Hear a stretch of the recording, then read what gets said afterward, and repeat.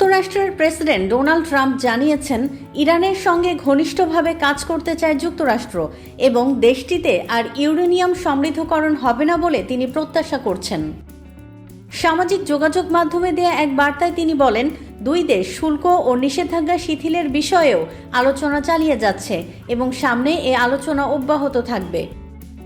এর আগে ইরানকে দেয়া সময়সীমা শেষ হওয়ার ঠিক আগে ট্রাম্প তার কঠোর অবস্থান থেকে সরে এসে 2 সপ্তাহের যুদ্ধবিরতির ঘোষণা দেন।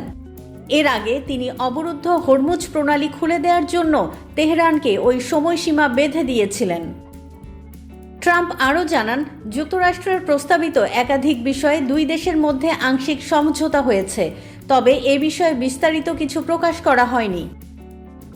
তবে যুক্তরাষ্ট্র ও তেহরানের মধ্যে মূল বিরোধ এখনও অমীমাংসিত রয়ে গেছে এবং উভয় পক্ষই নিজেদের অবস্থানে অনড় রয়েছে বলে ধারণা করা হচ্ছে। এদিকে ট্রাম্প সতর্ক করে বলেছেন, কোনো দেশ যদি ইরানকে অস্ত্র সরবরাহ করে তাহলে যুক্তরাষ্ট্রে তাদের রপ্তানির ওপর তাৎক্ষণিকভাবে 50% শুল্ক আরোপ করা হবে। তিনি আরও উল্লেখ করেন, ইরানের পারমাণবিক স্থাপনায় পূর্বের হামলার পর মাটির নিচে চাপা পড়া ইউরেনিয়াম অপসারণে যুক্তরাষ্ট্র ইরানের সঙ্গে সমন্বয় করে কাজ করতে চায়।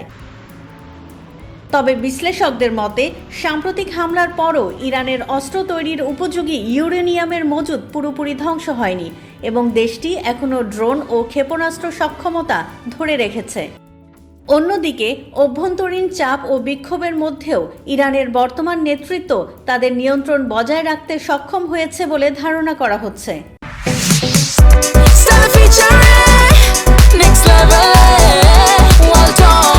Side by side fridge.